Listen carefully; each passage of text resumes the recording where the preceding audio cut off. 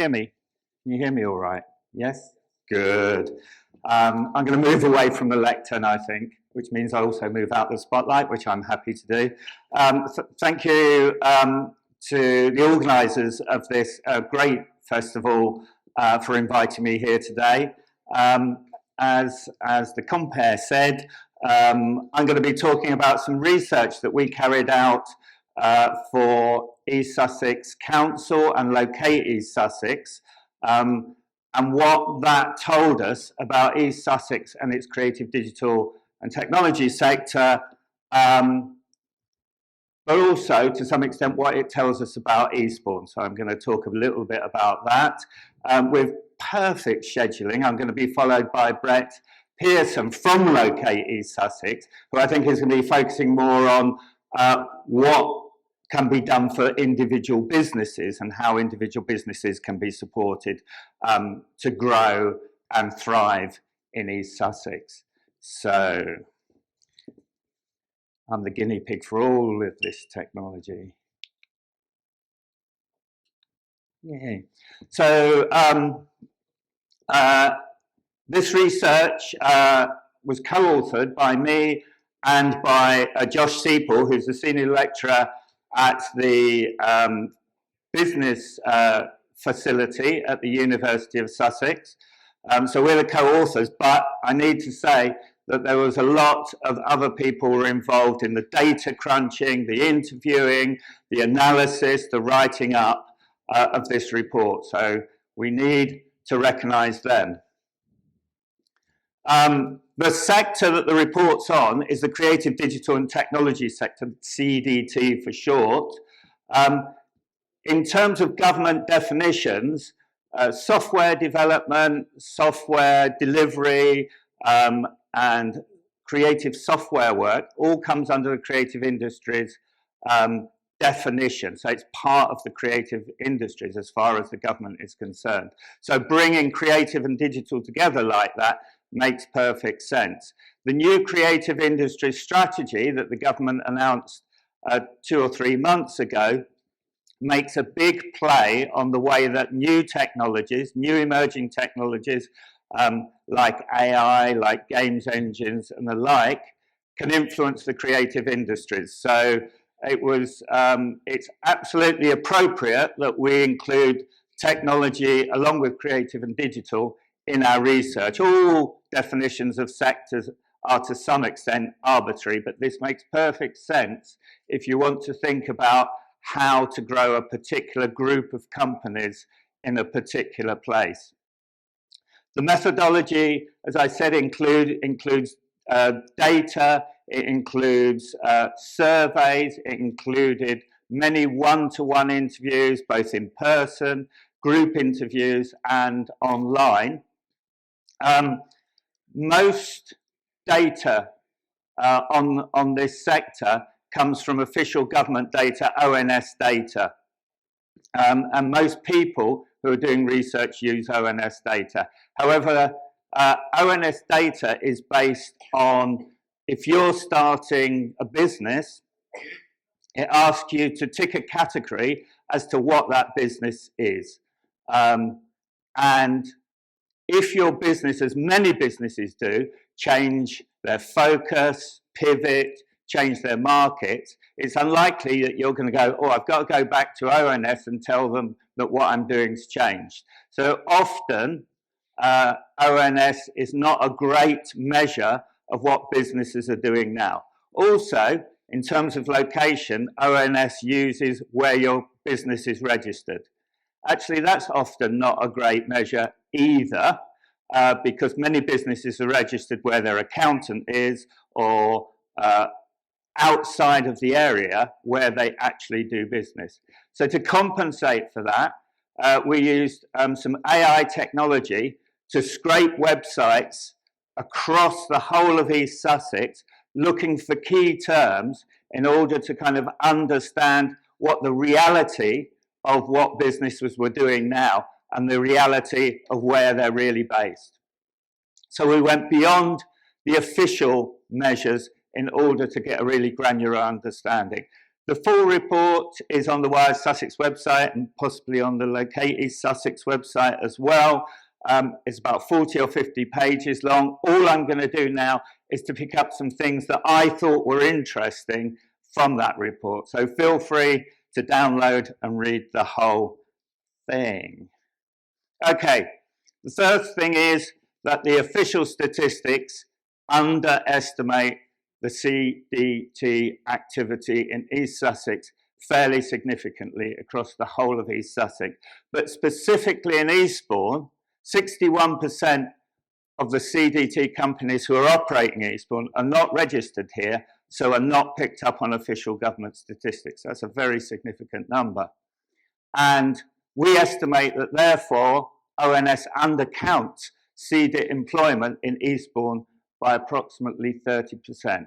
So the official figures and the reality of what's happening here are divergent.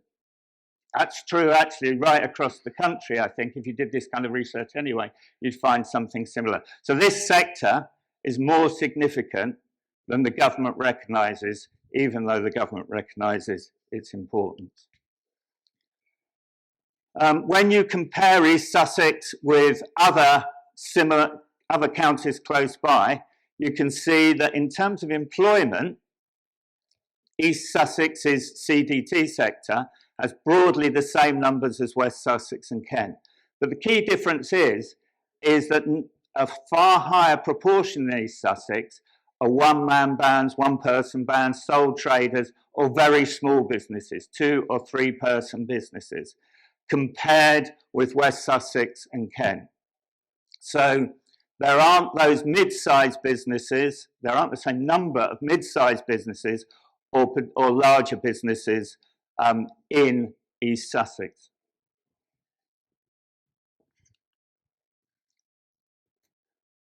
And when you compare it, the other place we compared it to was Brighton, which, I'm sure many people would accept has got more established a creative digital sector. We found that actually there's the same number of micro and sole traders across the whole of East Sussex as there is in Brighton. But in terms of those larger businesses, Brighton dwarfs East Sussex. It actually also dwarfs West Sussex and Kent. So it's a significant player regionally because of that.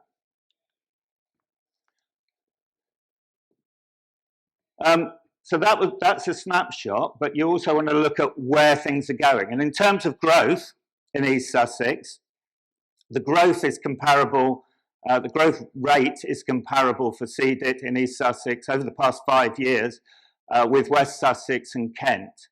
And in East Sussex, it's actually being driven by the screen sectors, film, video and TV and gaming are driving a lot of the growth across East Sussex.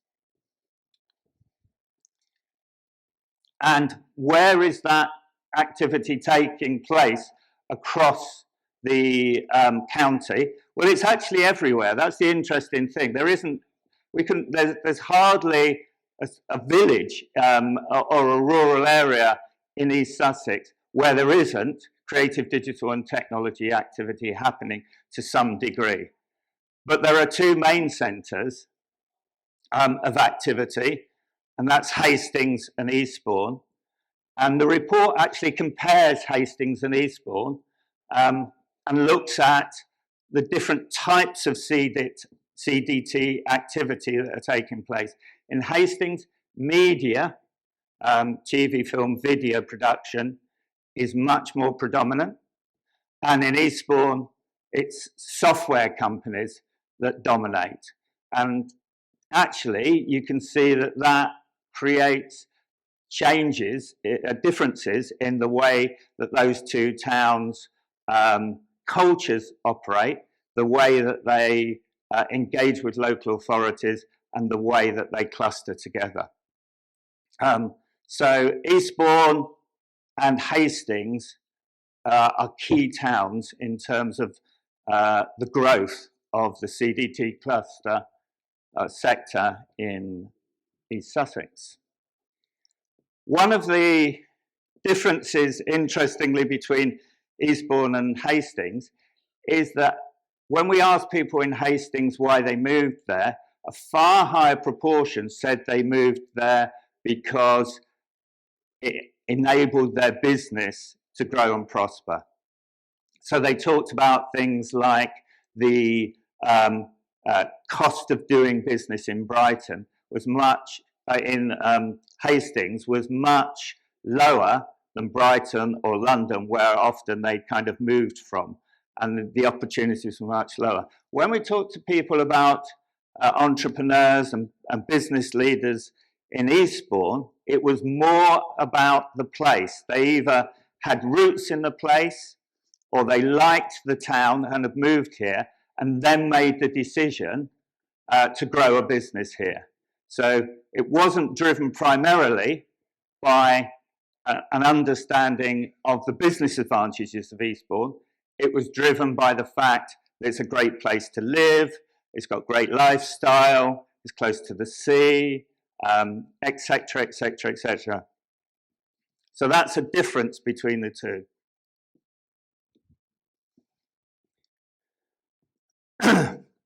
What I'm going to do now is talk about clusters and hotspots. So a cluster is a geographical place where groups of businesses that share common interests or markets are growing together and developing and engaging together. And clusters are really, really important, particularly in terms of the way that government funding flows to places, because they're kind of recognised as having significant advantages over places which haven't got aggregates of activity.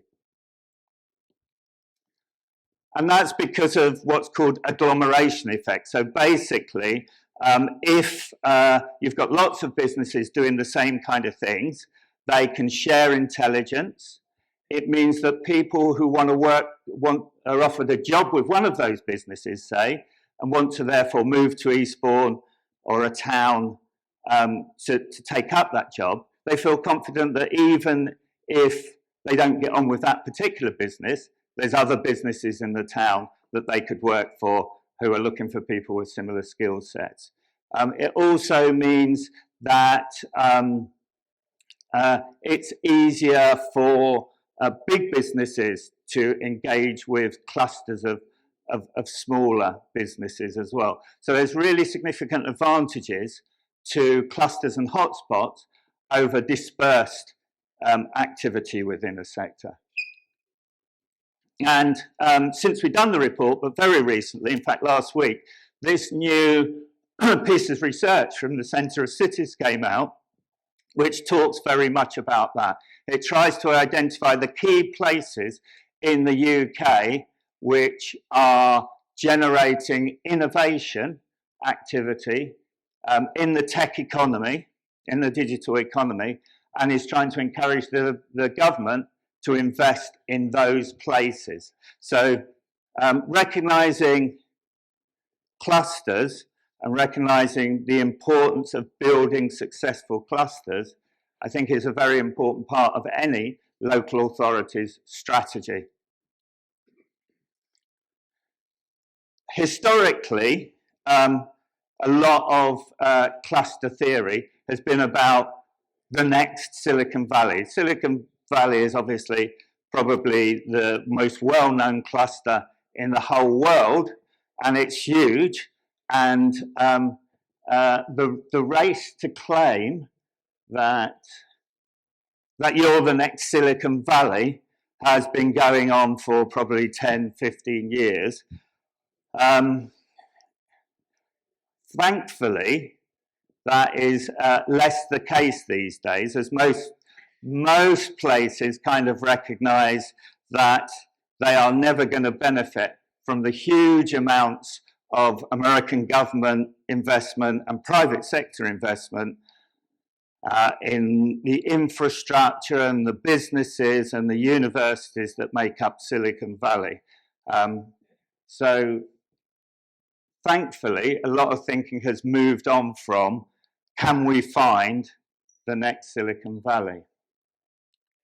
And what it's moved on to is an appreciation of what's called mini and micro clusters. And that means clusters taking place in towns like Eastbourne, mini clusters. It also means actually a recognition that clusters which benefit the businesses that are part of them can even be created and sustained in individual buildings or individual roads. So it's much more of a recognition that a cluster doesn't have to aspire to be the next Silicon Valley in order to generate value for the businesses that are in it and the community that it's a part of. And in fact, Josh Seipel, the co-author of the report that we did for East Sussex, is leading a lot of the work on understanding how those clusters operate, how they are actually engines of growth, and how they need to be understood and supported. When we look at Eastbourne in terms of some of the attributes that are required to make successful clusters, and talk to the people who are doing business in Eastbourne for this research, we found that it does in fact have a number of key elements which are important in terms of cluster development. It's a very active software, digital technology cluster. It's got a lot going on, and this conference is testament to that, I think. It's also comes across, a lot of people talk about the level of collaboration. I think, the initiative for Chalk was Switchplane, but actually, the fact that other businesses joined in, took part, realised that for places like Eastbourne, all boats rise with the tide. So you're not in competition with many of the businesses that are in the town. Actually, you can benefit by working together as well. It's very attractive to talent. So talent wants to be in places like Eastbourne. And when we have an industry which is based on talent, that's really important. And it's growing. It's growing at a fairly decent rate. It's growing faster than Brighton, for instance, in terms of its growth, from a lower base, of course, but it's a growing cluster. On the other hand, it has some disadvantages when it comes to being an effective cluster. First of all, it lacks a university presence in the town. And university presence is important. Obviously, it's important in terms of high-level skills, but universities are also important in providing innovation support to local businesses in terms of creating new products, services, and experiences. As someone's already mentioned, brand recognition is a challenge for Eastbourne. And this came across a lot, that a feeling of frustration from businesses that they don't feel that people outside Eastbourne recognise the journey that Eastbourne's been on in terms of its digital sector, and that's not somehow reflected, and that holds it back. And commonly, the fact that East Sussex as a whole is very much predicated on smaller businesses in this sector. And Eastbourne actually doesn't have any single large-scale success story, homegrown success story, that it can shout about yet, which can help change that brand recognition. So some real strengths, but also some real challenges. That earlier Centre for Cities report really stresses the fact that there's a change in the way that the most successful clusters operate, from being unisector to crossing sectoral divides. So one historical example of a cluster, I suppose, would be Harley Street, where all the doctors kind of gathered together. And that's a cluster where it's a sort of single type of business that's operating together. The most effective clusters these days actually include a way to engage with other sectors or other complementary sectors. So in Eastbourne, I think, so often that's about engaging with the cultural sector, as well as the media sector, the digital sector, and the technology sector. So engaging across those kind of boundaries, and games companies engaging with TV companies engaging with the music industry, and so on. So given that a core strength of Eastbourne is its software businesses, it's also important to kind of recognise, I think, that specific businesses like Racket Studios or Recursive are very important in terms of adding additional dynamic to the cluster. And crucially, I think the Towner Gallery and the work it's doing around the Turner Prize is really, really important, actually, in terms of enabling the cultural sector to grow in the city, presenting a vision of the place that's different maybe to the one that most people have, but also reaching out to the digital sector as well in order to find common ways to share knowledge, information, and ideas. Then the final thing I'm going to talk about in terms of this research is clustering the clusters. So whilst there's a kind of recognition that small clusters like Eastbourne, like Lewes, like Hastings are each unique and each have their own strengths and each have their own individual challenges, and those individual strengths are worth supporting and growing because they've come about because of the nature of the town itself and the nature of the people that it attracts. Actually, there are challenges around growth if you just do that in these small, isolated mini and micro clusters. So a lot of funding at the moment is going towards clustering clusters together. Historically, that's been around what's called a hub and spoke model. So you have one big urban centre and then you have smaller towns, and the big urban centre acts as a mothership, if you like, to those smaller places. So Manchester supporting Salford or Oldham or Burnley is a good example of that. But lately,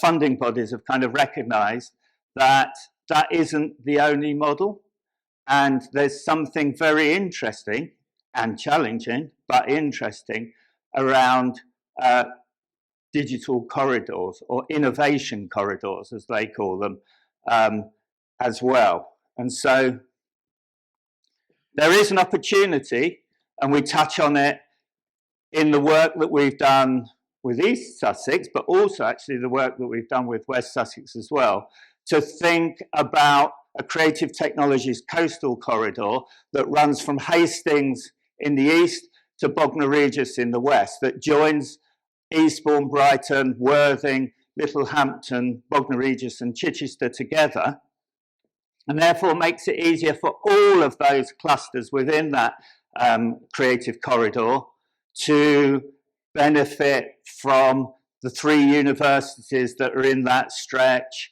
benefit from, make it easier for the large businesses to engage, which are based across that region, to engage with the smaller businesses, make it easier for interesting businesses in Eastbourne to compare themselves with interesting businesses in Worthing and so on.